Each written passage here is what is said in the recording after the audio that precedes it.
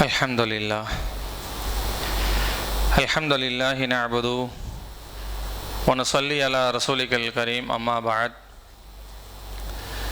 فقد قال الله تعالى وفي القرآن العظيم وفي الفرقان المجيد أعوذ بالله من الشيطان الرجيم بفضل بسم الله الرحمن الرحيم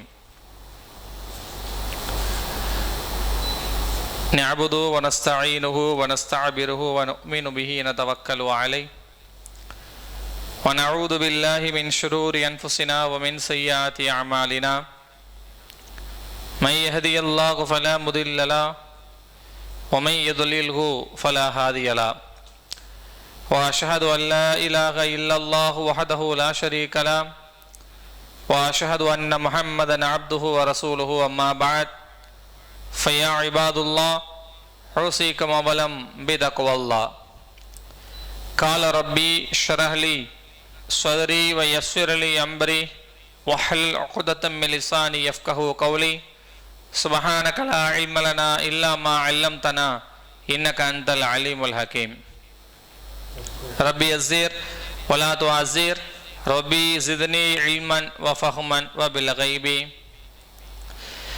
அளவற்ற அல்லொருளாலும் நிகரற்ற பேரன்புடையோருமாகிய எல்லாம் அல்ல அல்லாஹ்வின் திருநாமத்தால் ஆரம்பம் செய்கிறேன்.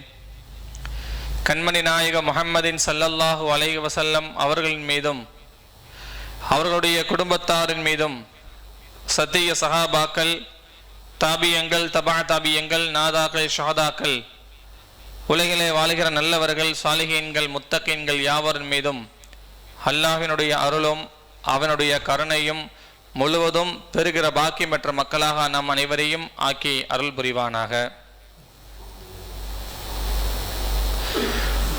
அன்பிற்குரியவர்களே,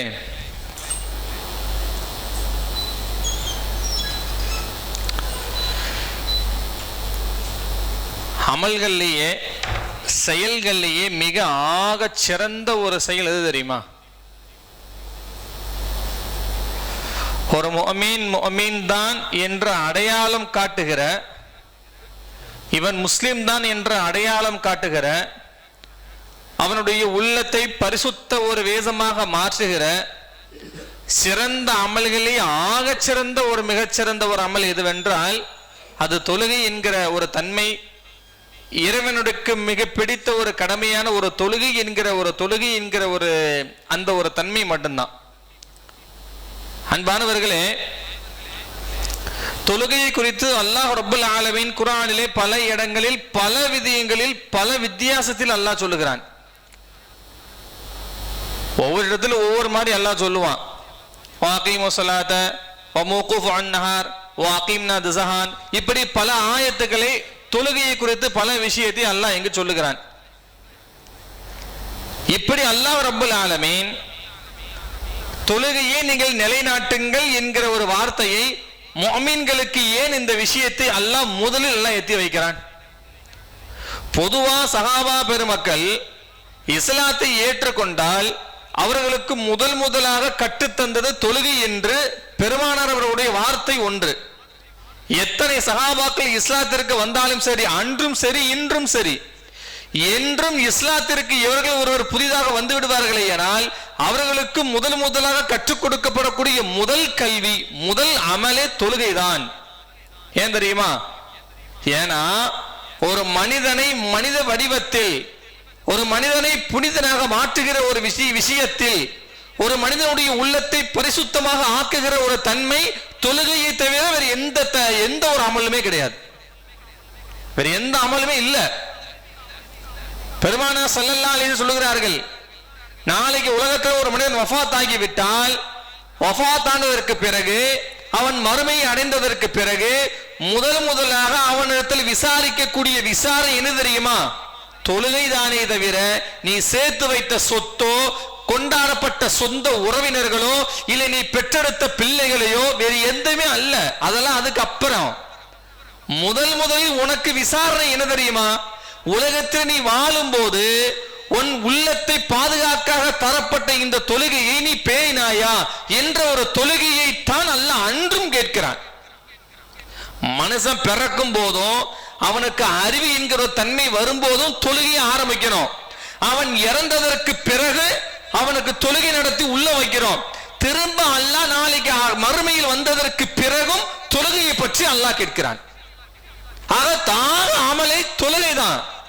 ஜக்காத்து, ரஹ்மத்து, அது இது குறை வல்லல், அதுக்கப்புறம் ஹஜ்ஜி செய்யறது, இதெல்லாம் அப்புறம். நாளைக்கு நான் நல்ல அமல் செஞ்சுட்டேன், நான் ஹஜ்ஜுக்கு நான் போயிட்டேன், நான் ஒரு மிகப்பெரிய ஒரு ஹாஜியார நான் இருக்கேன், நான் நிறைய தர்மம் செஞ்சுட்டேன், அல்லாஹ் என் பாவத்தை மன்னிச்சிருவான் சொல்ல இயலாது.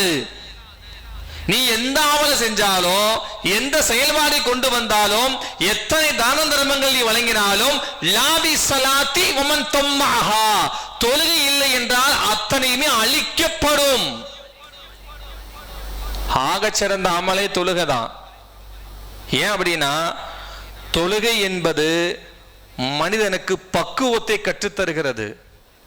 உலகத்தில் நீ எப்படி வாழ வேண்டும், இறைவனுக்கு எப்படி கட்டுப்பட வேண்டும் என்ற ஒரு பக்குவத்தை அந்த தொழுகையை கற்றுத்தருகிறது. நீ முஃமினாக வாழ வேண்டும் என்றால் நீ எந்த முறைப்படி வாழ வேண்டும் என்ற அந்த தொழுகை அவனுக்கு கற்றுத்தருகிறது, பக்குவத்தை அவனுக்கு மாற்றுகிறது. இஸ்லாமிய ஒரு மனிதனுக்கு பெயர் வைப்பதால் பெருசல்ல, தான தர்மங்களை கொடுப்பது பெருசல்ல, நல்ல வார்த்தைகளை பேசுவது பெருசல்ல, நல்ல விஷயங்களை செயல்படுவது பெருசல்ல. லாபி சலாத், தொழுகை இல்லை என்றால் உனக்கு நல்ல பழக்கமே அங்க வராதுன்னு அர்த்தம். தொழுகை இல்லைன்னா எந்த பழக்கமே இல்லை, அவனுக்கு எந்த செயலும் அங்க இருக்காது. அசுத்தம், ஒரு நஜீஸ், ஒரு அசுத்தம் ஒண்ணு இருக்கு அப்படின்னா அந்த அசுத்தத்தினுடைய வாடை நறுமணம் என்று சொல்லுவது யாரு தெரியுமா? லாபி சலாத், தொழுகை இல்லாதவன். ஆனா யாருக்கு தொழுகை இருக்கிறதோ அவர்கள் நறுமணத்திலும் அசுத்தம் கலந்தால் அவர்கள் சொல்லுவார்கள் இது அசுத்தம் கலந்த நறுமணம் அப்படி என்று. ஏன்னா அந்த அளவிற்கு ஒரு மனிதனை பக்குவத்தை கட்டித்தருவது தொழுகை. முதலாவது பக்குவத்தை என்ன தருது தெரியுமா? தொழுகை. முதல்ல தொழுகைன்னு அல்லாஹ் சொல்றான, இஸ்லாமியர்கள் எல்லாம் நீங்க தொழுகை தொழுவுங்க, நீங்கள் தொழுகாம இருக்காதீங்க, உங்களுக்கு முக்கியமான தொழுகையே தொழுகைதான் என்று அல்லாஹ் ரப்பல் ஆலமீன் தொழுகை என்று உயிரோடு பிறந்த கருவிலிருந்து பிறந்த அறிவு வந்ததிலிருந்து ஒரு ஷர்ட் என்ன தெரியுமா? பிறந்த குழந்தை வெளியே அடிச்சுன்னா அந்த குழந்தைக்கு முதல்ல பாங்கும் காமத்தும் காதல ஊதணும். ஏன் ஊதணும் தெரியுமா? முதல்ல காமத்தும் பாங்கும் ஒரு குழந்தைகளுடைய காதில் ஊதப்படுவதற்கு காரணம் என்ன தெரியுமா? ஒரே ஒரு காரணம் தான். ஏன் தெரியுமா? பெருமானார் ஸல்லல்லாஹு அலைஹி வஸல்லம் சொல்லுகிறார்கள், இந்த உலகத்துல ஷைத்தான் தீண்டப்படாத உலகத்திலே பிறக்கப்பட்ட குழந்தைகள் 2 குழந்தை தான், வேற எந்த குழந்தையுமே கிடையாது. இந்த உலகத்துல ஷைத்தானுடைய தீண்டுதல் இல்லாமல் பிறக்கப்பட்ட குழந்தைகள் 2 குழந்தைகள் மட்டுமே. ஒன்று மரியம் அலைஹிஸ்ஸலாம், இன்னொன்று ஈசா அலைஹிஸ்ஸலாம். இந்த 2 பேர்களை தவிர இன்றும் அன்றும் என்றும் பிறக்கிற ஒரு குழந்தையை முதல் சீண்டுவது தொழுகை, முதல் சீண்டுவது ஷைத்தான். ஷைத்தானுடைய தீண்டுதல் இல்லாமல் எந்த குழந்தையும் உலகத்தில் பிறக்கப்படாது. லா முபஅதுக மினல் கைரிகி லா முபஅம்பில் திஃலா, ரசூலுல்லாஹ்வுடைய வாக்கு. தீண்டுதல் இல்லாமல் வமா அபகி, ஒரு குழந்தை அழுகிறதுக்கு குழந்தை பிறந்த உடனே இன்னைக்கு எத்தனையோ சயின்டிஸ்டுகள் எத்தனையோ விஷயங்கள் அங்க பேசினாலும், எத்தனையோ அங்க அங்கங்கள் அங்க வகிக்காலும், எத்தனையோ சயின்டிஸ்ட் எத்தனை அறிவு ஜீவிகள் அங்க விஷயங்கள் பேசினாலும் அதுல முக்கிய விஷயம் என்ன தெரியுமா? ஷைத்தான் ஒரு குழந்தைக்கு தீண்டினா மட்டும்தான் குழந்தை அழுகவே செய்யும். புகாரில் வரக்கூடிய ஹதீஸ் இது. இன்னைக்கு பிராக்டிக்கலா உள்ள விஷயமே அதுதான். ஒரு குழந்தை ஷைத்தான் தீண்டினால் மட்டும் அந்த குழந்தை அழுகிறது. எனவேதான் அந்த குழந்தை அழுதற்கு பிறகு, வெளியே கொண்டதற்கு பிறகு அந்த குழந்தைக்கு நீங்கள் காமத்தையும் பாங்கும், ஒரு காதில் பாங்கும் இன்னொரு காதில் இக்காமத்தும் சொல்லி விடுங்கள். ஃபமன் ததரக்கும் ஷைத்தான், அந்த குழந்தையை விட்டு ஷைத்தான் விலகி விடுகிறான் என்று சொன்னார்கள் நபிகள் நாயகம் ஸல்லல்லாஹு அலைஹி வஸல்லம் அவர்கள். நீங்க அங்க விடுங்க, தாம்பத்திய உறவு இருக்கா இல்லையா? கணவன் மனைவியுடைய தாம்பத்திய உறவிலேயே ஒரு துவாவை ரசூலுல்லாஹ் சொல்லி கொடுக்குறாங்க. தாம்பத்திய உறவிலேயே ஒரு தொழுகை ஒரு விஷயம். ஏன்னா அந்த நேரத்தில் கூட நீங்கள் அல்லாஹ்வை மறந்து விடாமல் இருந்தால், அல்லாஹ்வை மறந்து விட்டால் நீங்கள் பிறக்கிற குழந்தை ஷைத்தானாக தாங்க பிறக்கும். அங்கேயே சொன்னாங்க ரசூலுல்லாஹ். அப்ப இதெல்லாம் ஒவ்வொரு விஷயமும் ஒவ்வொரு மனிதனுடைய தன்மைகளை குறித்தும் எல்லா பக்குவத்தை வகுத்து தருவது இந்த தொழுகைதான். ஒரு குழந்தைகளுக்கு தொழுகையோ பெரியவர்களுக்கு தொழுகை இல்லை என்று சொன்னால் அவர்களுக்கு பக்குவம் இல்லை, அதாவது நல்ல ஒரு செயல்பாடு என்கிற உள்ளத்தில் அங்கே உதயம் ஆகாது என்கிற நிதர்சனமான உண்மை அது. தொழுகை அவ்வளவு விஷயத்தை நம்ம கருத்து தருது. முதல் விஷயம் என்ன தெரியுமா? எங்க நம்ம தொழுகை நம்ம சொல்றோமே, தொழுகையில முதல் விஷயம் கட்டுத்தரது எது தெரியுமா? நீ பெருசல்ல நான் பெரியவன் அல்ல, நீ தாழ்ந்தவன் நான் பெரியவன் என்கிற ஜாதி பாடோ, நீ உயர்ந்தவன் நான் தாழ்ந்தவன் என்ற ஒரு தன்மை தொழுகையில் இல்லை.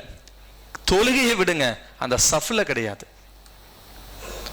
நான் உயர்ந்தவன் நான் பணக்காரன் நீ ஏழை, நான் முதலாளி நீ தொழிலாளி, நான் பணம் இருக்கு நீ பணம் இல்லாதவன், நீ தெருல சுத்துறவன் நான் ஒரு மாளிகையில சுத்துறவன் என்ற பாகுபாடு இன்று எதுவுமே இல்லை.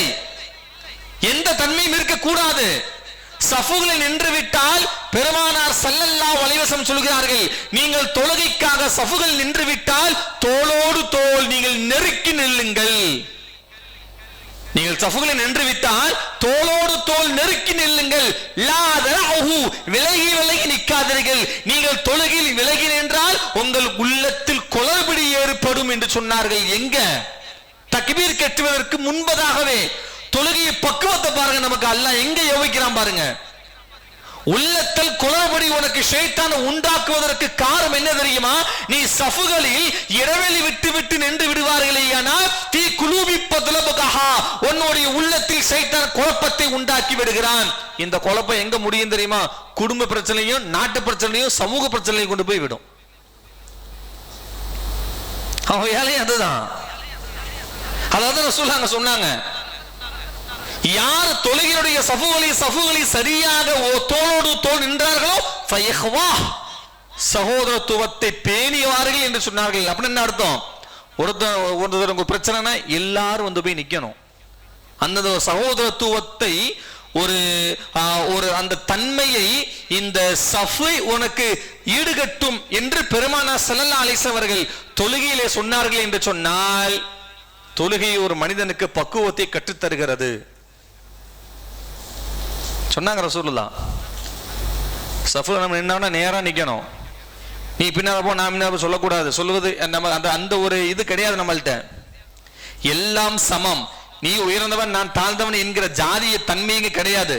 எல்லாரும் ஒரே மாதிரி தக்பீர் எல்லா தன்மையும் ஒரே நபர்களே என்று, எல்லாரும் சமமானவர்களே என்று, பணக்காரன் ஏழை என்று சமமானவர்கள் என்று காட்டுகிற முதல் இடம் பள்ளி, தொழுகையுடைய இடம். வேற எந்த இடமும் இல்ல. ஆபீஸ்ல ஒர்க் பண்ணுவான், எம்டி ஒருத்தர் இருக்கான்னு வச்சுக்கீங்களேன், எம்டி இருப்பான், நம்ம அவனை போய் அந்த இடத்துல சார் நம்ம சொல்லுவோம். ஆனா அவன் பள்ளிவாசல் உள்ள வந்துட்டான் அப்படின்னா நம்ம சார் அங்க கூப்பிட முடியாது. நம்ம வந்து சார் நிக்கிறாங்க நீங்க முன்னால போங்க நான் பின்னாடி, அப்படி அல்ல. இந்த சமூகத்தை ஒற்றுமையோடு நீங்கள் பிணைத்துக் கொள்ள வேண்டும் என்று இஸ்லாமியுடைய சமூகம் கற்றுத்தருகிற முதல் அந்த முதல் தன்மையை போதிக்கிற பகுதிதான் இந்த தொழுகை. எனவே தொழுகை என்பது மனிதனுக்கு பக்குவத்தை கற்றுத்தருகிறது. யார் உசந்தவன் கிடையாது. அந்த உலகத்தை எல்லாமே தாழ்ந்தவன் தான். வாந்திமுல் அனியா அல்லாஹ் குர்ஆன் சொல்றான், வாந்துமல் அக்னியா வாந்துமுல் ஃபக்ரா. உலகத்திலே அல்லாஹ் ரப்புல் ஆலமீன் பணக்காரன், அல்லாஹ் தான் அக்னியா.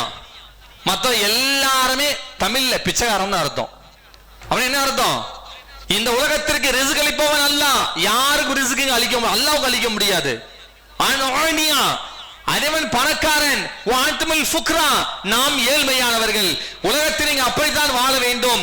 யாருக்கும் யாரும் நீங்கள் ஈடுபாடு இல்லாமல், அதாவது சமமாக சமநிலையோடு சமமாக நீங்கள் இருந்து கொள்ளுங்கள் என்று தொழுகை முதலாவது விஷயம் நமக்கு முஃமினுக்கு கற்றுத்தருகிறது என்பதுதான் முதலாவது ஆயாத்துமே. அதுதான்.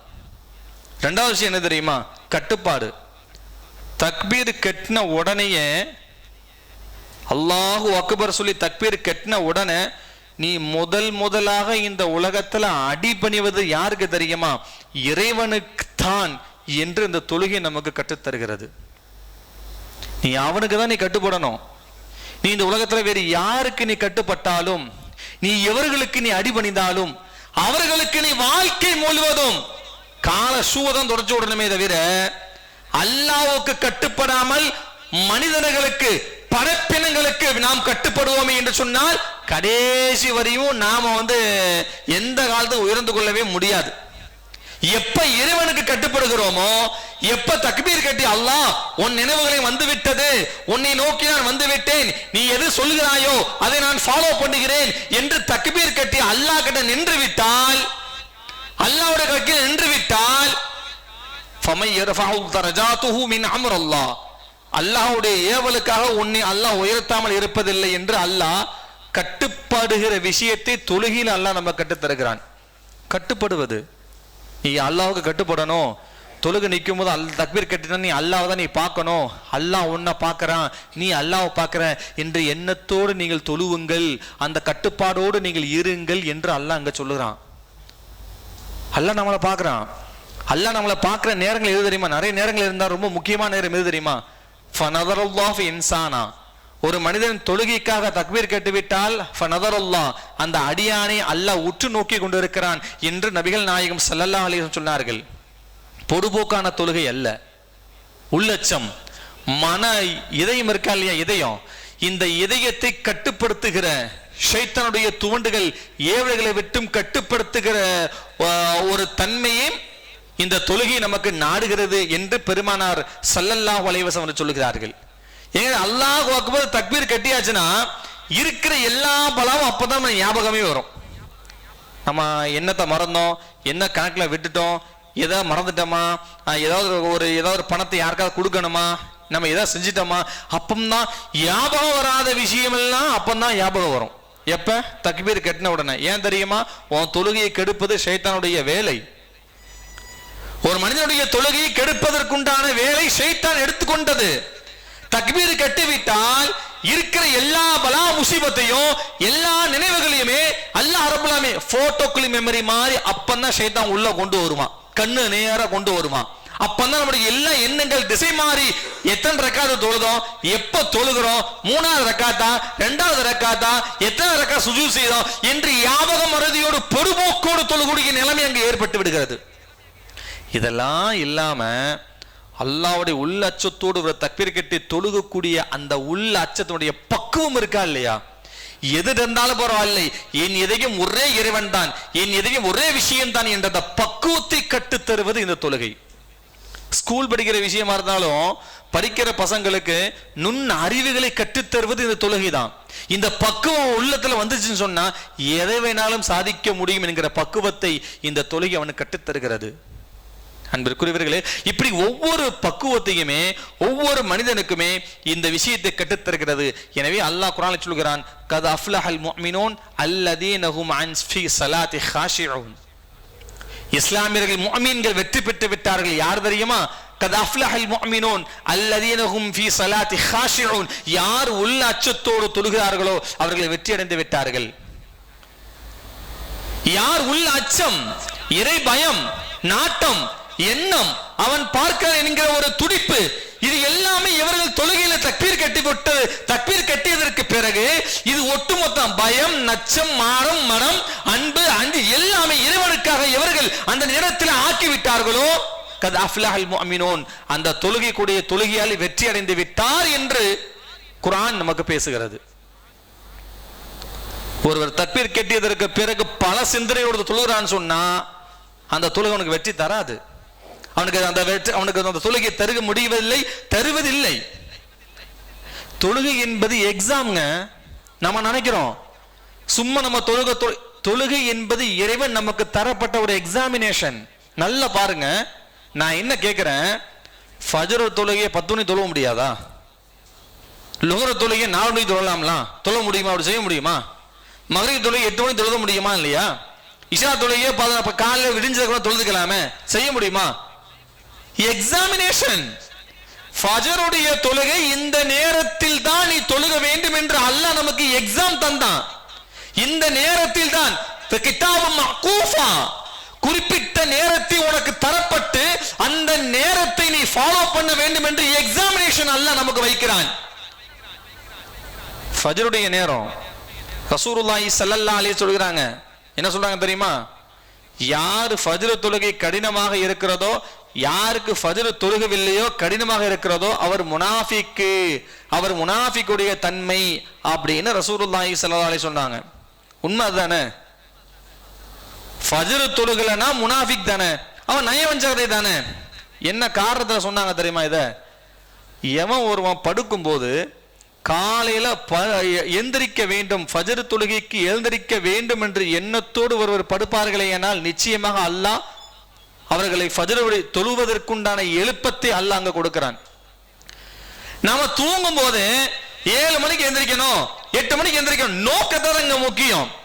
ரசூலுல்லாஹ் இங்க முனாஃபிக்குடைய அடையாளம் எதை சொன்னார்கள் என்றால், ஒரு மனிதன் ஃபஜ்ருடைய தொழுகை தொழுக வேண்டும் என்ற எண்ணம் இல்லாமல் காலை 7 மணிக்கு எந்திரிச்சு வேலைக்கு போகணும், 8 மணிக்கு எந்திரிச்சு சீக்கிரம் குளிக்கணும், 9 மணிக்கு ஆபீஸ்ல போய் நிக்கணும் என்று எண்ணத்தோடு ஒரு படுப்பார்களே, ஆனால் தொழுகையை தவிர மற்ற அத்தனையுமே விஷயத்திற்காக வேண்டி நீ நைட்டு உறங்கினால், உனக்கு விழிப்பு வரவில்லை என்றால், பாங்கோசை காது விழுந்து நீ பள்ளிக்கு வரவில்லை என்றால் ஃபஹாதஃபில் முனாஃபிக், நீ நயவஞ்சகன் தான், நயவஞ்சகர்கள் தான் யாராக இருந்தாலும் சரி.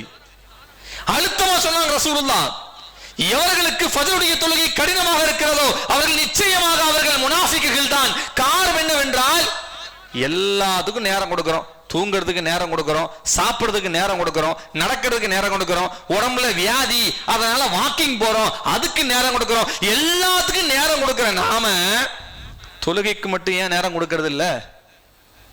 ஃபஜ்ருடைய நேரத்துக்கு மட்டும் ஏன் நேரம் கொடுக்கறது இல்ல? நம்ம எந்திப்போம், ஃபஜ்ருக்கு போவோம், தொழுவோம் இல்லையே, நெவர். யாருமே கொடுக்கிறது இல்லையே. ஃபஜ்ருக்கு எழுந்திருக்க வேண்டும் என்ற நியத்தோடு இவர்கள் உறங்குவதில்லையே. எந்த பள்ளியில ஃபஜ்ருடைய தொழுகைக்கு எந்த சமூகம் எந்த ஊரில் எங்கு சஃபுகள் ஃபுல் ஆகிறதோ அங்கு ஒற்றுமையை காண முடியும், அங்கு அல்லாஹ்வுடைய ரஹமத்தை காண முடிகிறது. அது என்னங்க, ரமலானுடைய மாதத்துல மட்டும் அல்லாஹ் ரப்பல் ஆலமீன் அவ்வளவு பெரிய கண்ணியத்தை தராம்னா எல்லாரும் தொழுகைக்கு எந்திரிச்சு போறோம். அல்லாஹ் அந்த நேரம் ஃபுல்லா 30 நாட்களாக அல்லாஹ் கண்ணியத்தை தருகிறான்.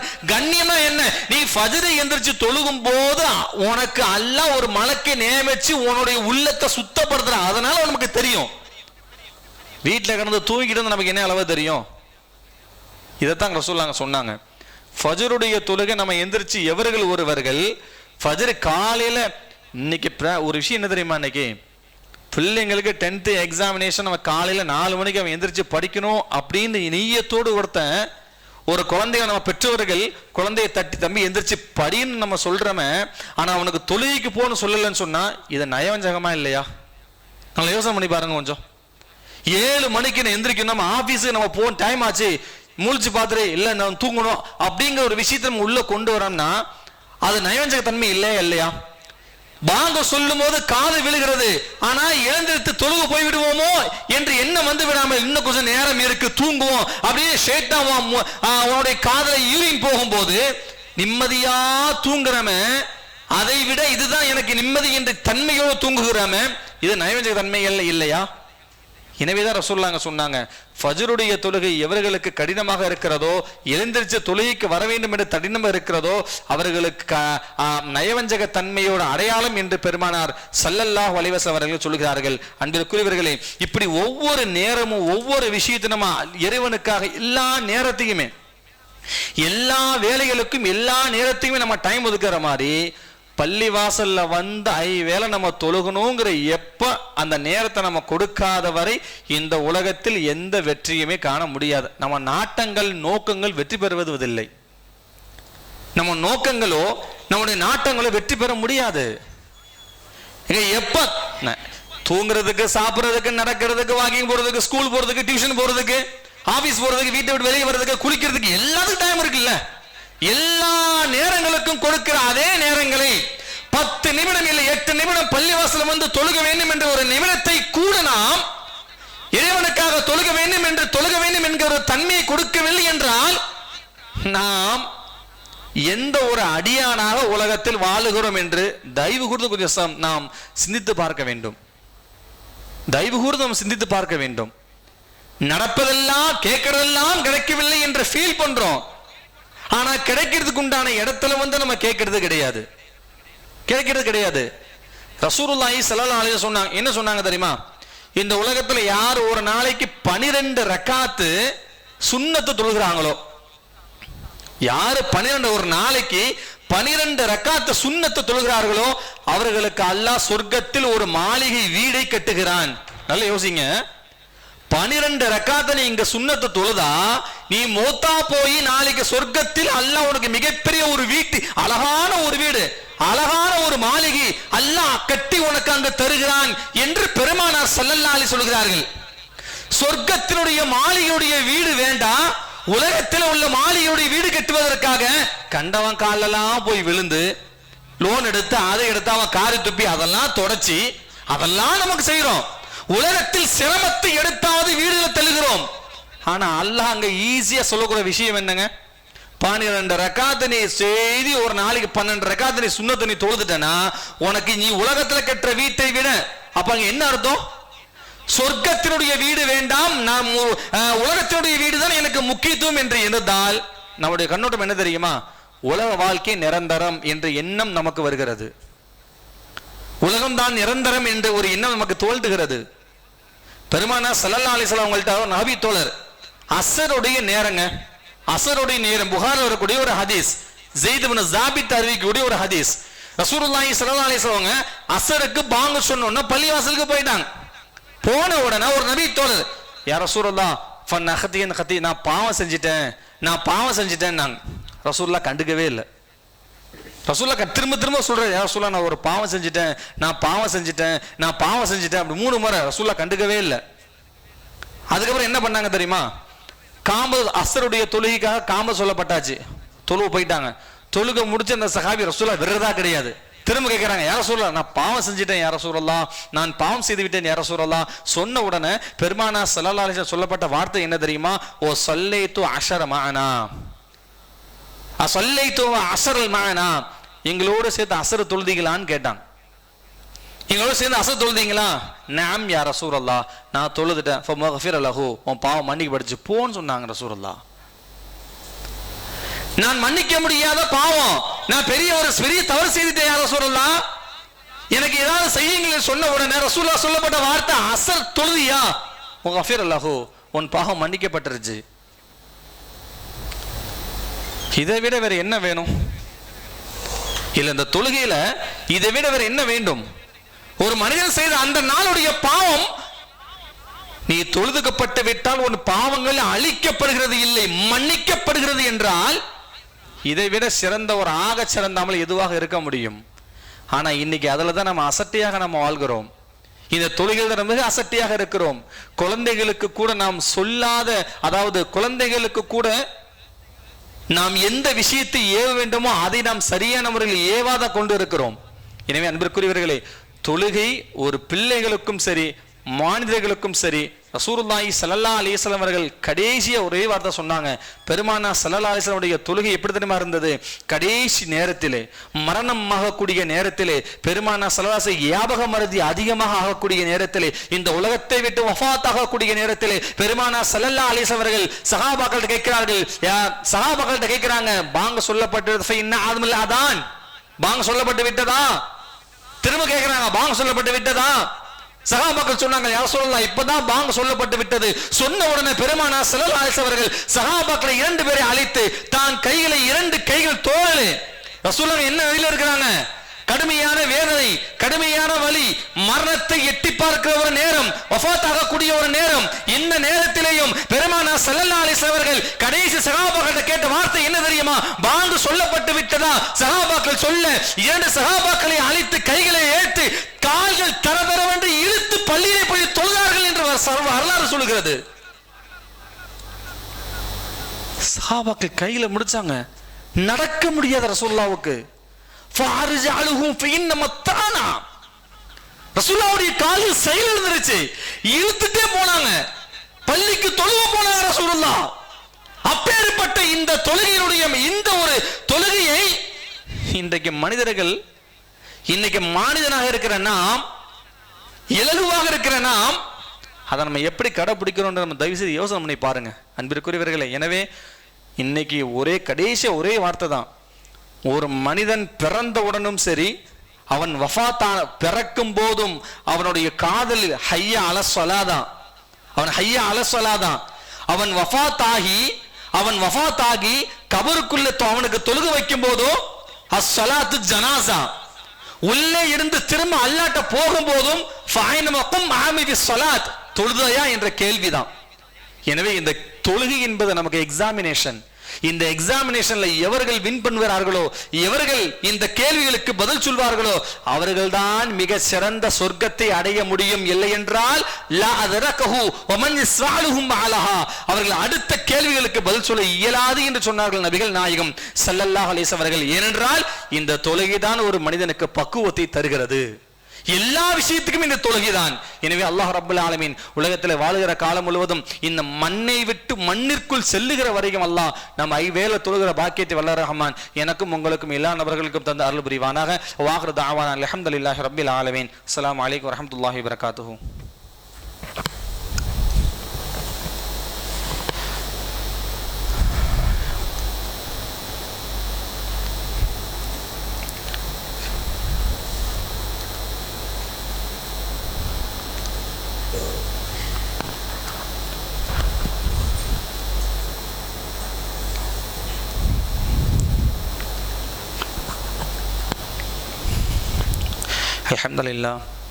அல்ஹம்துலில்லாஹி ரப்பில் ஆலமீன் வஸ்ஸலாத்து வஸ்ஸலாமு அலா அஷ்ரஃபில் முஷ்ரஃபீன் வ அலா ஆலிஹி வ அஸ்ஹாபிஹி அஜ்மஈன். அல்லாஹும்ம ஸல்லி அலா சய்யிதினா வ நபியினா வ மௌலானா முஹம்மதின் வ அலா ஆலி சய்யிதினா முஹம்மதின் வ பாரிக் வ சல்லிம் அலைஹி.